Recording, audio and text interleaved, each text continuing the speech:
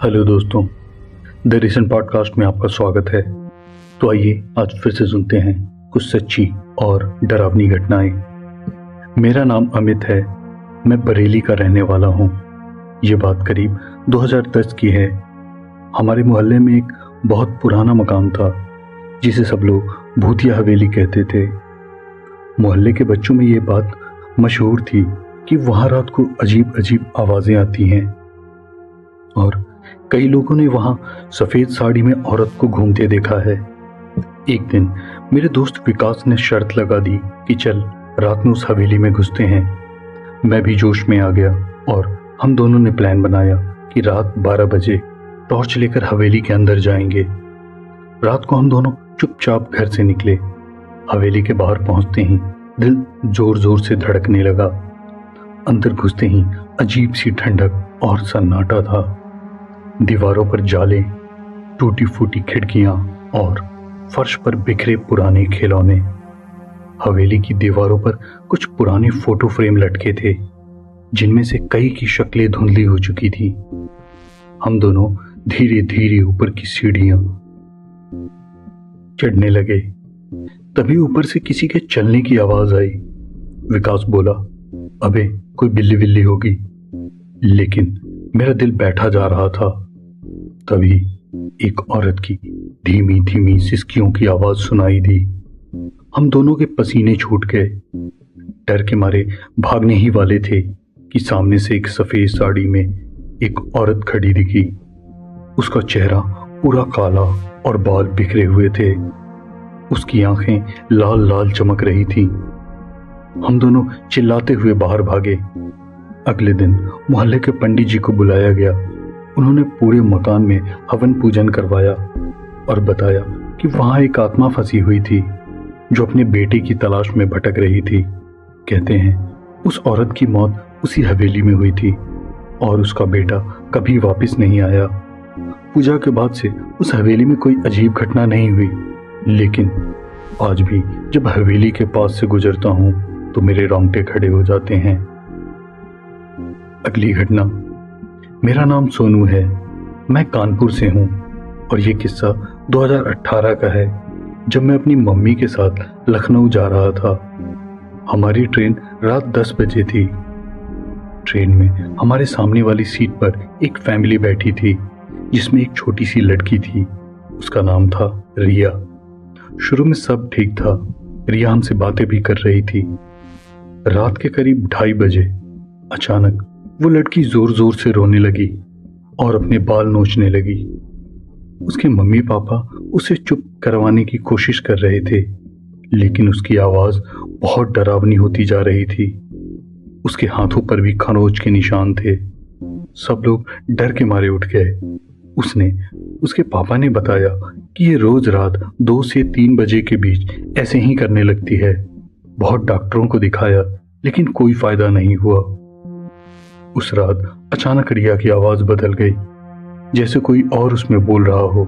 उसने कहा, मुझे यहां से आजाद करो, मुझे घर जाना है। उसकी आंखें सफेद हो गई थीं। सब लोग घबरा गए। ट्रेन के एक बुजुर्ग यात्री ने तुरंत हनुमान चालीसा पढ़नी शुरू कर दी। थोड़ी देर बाद रिया बेहोश हो गई। सुबह जब ट्रेन लखनऊ पहुंची, उसके माता पिता उसे एक मौलवी के पास ले गए। बाद में सुना कि मौलवी ने कुछ दुआ वगैरह पढ़ी, तब जाकर वो लड़की ठीक हुई थी। लेकिन उस रात का डर आज भी भूल नहीं सकता हूं। अगली घटना। मैं पूजा हूं, बिहार के दरभंगा से हूं मैं। हमारे गांव में एक बहुत पुराना कुआं है जिसके बारे में सब कहते हैं कि वहां रात को मत जाना। कहते हैं कई साल पहले एक औरत की उसी कुएं में डूबकर मौत हो गई थी। उसके बाद से गांव में अजीब अजीब घटनाएं होने लगी। एक बार मेरी दीदी की तबीयत बहुत खराब हो गई। डॉक्टरों ने भी जवाब दे दिया। वो रात भर बड़बड़ाती रहती थी, कभी हंसती कभी रोती। गांव की एक बूढ़ी अम्मा बोली, इसे तांत्रिक बाबा के पास ले जाओ।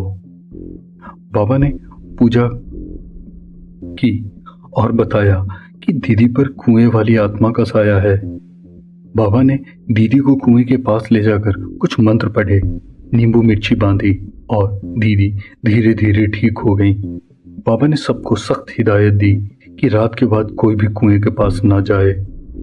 उसके बाद से गांव में कोई ऐसी घटना नहीं हुई, लेकिन आज भी जब रात को कुएं के पास से हवा चलती है तो उसमें किसी के रोने की आवाज सुनाई देती है।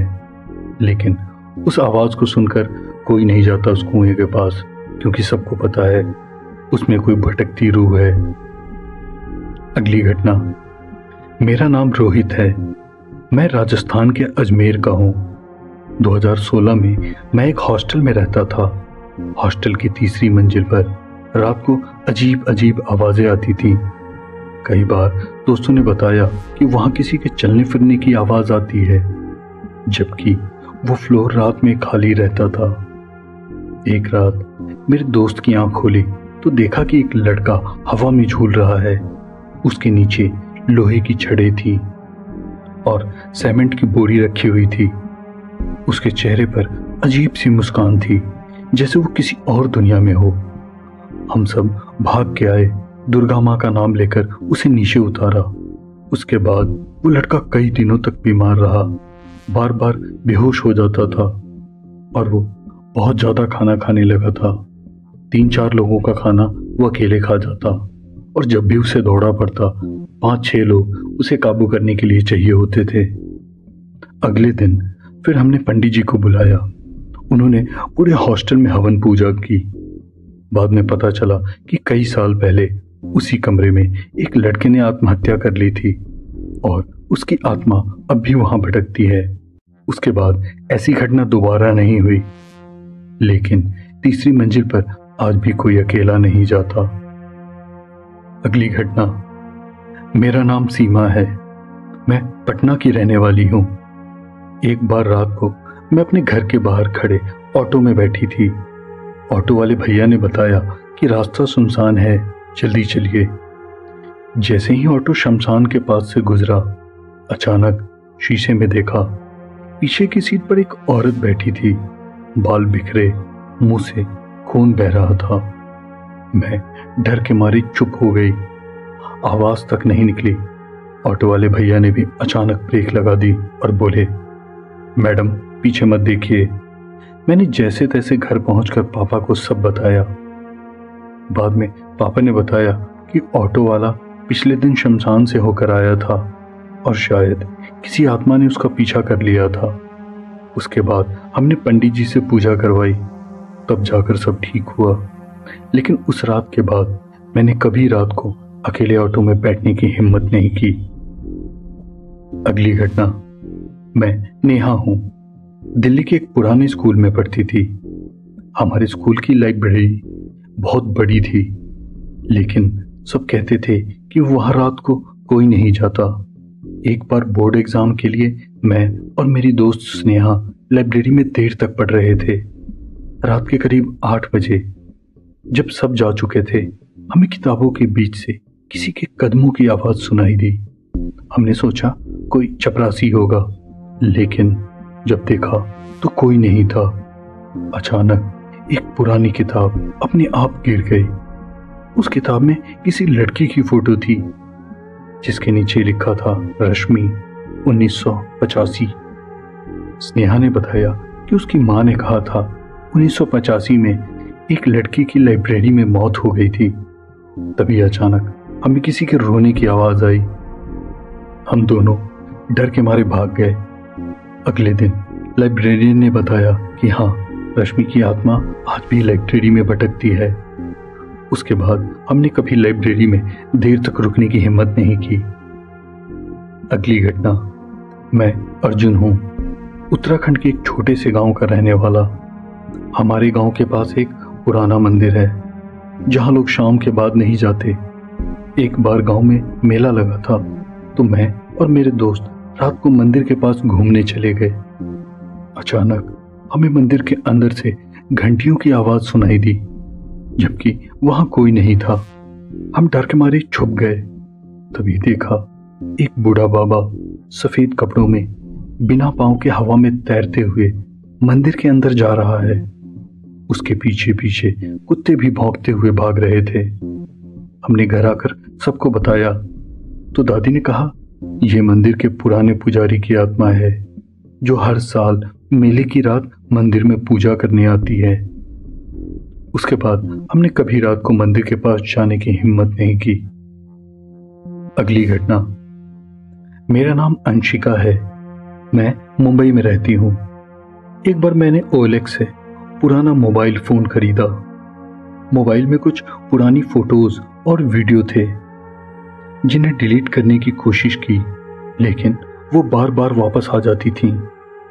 एक रात मैंने देखा मोबाइल की स्क्रीन अपने आप ऑन हो गई और उसमें एक लड़की की फोटो आई जो मुझे घूर रही थी। अचानक मोबाइल से अजीब अजीब आवाजें आने लगी, जैसे कोई मदद के लिए पुकार रहा हो। डर के मारे मैंने मोबाइल बंद कर दिया और अगले दिन मंदिर में जाकर चढ़ा दिया। उसके बाद सब ठीक हो गया, लेकिन आज भी जब कोई पुराना मोबाइल देखती हूँ तो मुझे डर लगता है और मैं कांप जाती हूँ। अगली घटना। मेरा नाम विक्रम है। मैं झारखंड के एक गांव से हूँ। हमारे गांव के बाहर एक बहुत बड़ा पीपल का पेड़ है जिसके बारे में सब कहते हैं कि वहां चुड़ैल रहती है। एक बार बरसात की रात में मैं और मेरा दोस्त राजू देर से खेत से लौट रहे थे। जैसे ही हम पीपल के पेड़ के पास पहुंचे, अचानक बहुत तेज हवा चलने लगी। पेड़ की डालियां खुद ब खुद हिलने लगी। तभी एक सफेद साया पेड़ से नीचे उतरकर हमारे सामने आ गया।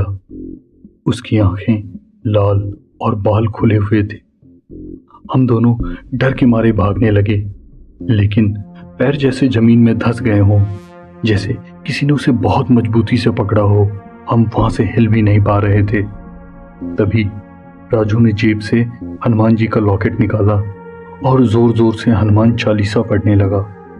कुछ देर बाद वो साया अचानक घबरा गया और हमें कहने लगा, बंद करो, ये लड़का जो पढ़ रहा है इसे कहो कि वो बंद कर दे। और वो साया अपनी नाक से बोल रही थी,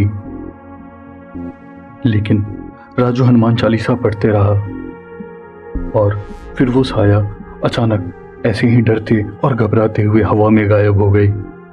रात को उस पेड़ के पास अब जाने की हिम्मत नहीं होती, लेकिन हाँ, जब भी वहां से कोई आता जाता है तो वहां उस औरत के साया को देखे जाने की बात कही जाती है। ओके दोस्तों, ये थी आज की कुछ सच्ची और डरावनी घटनाएं। मिलता हूँ फिर अगले वीडियो में कुछ नई कहानियों के साथ। तब तक के लिए बाय एंड टेक केयर।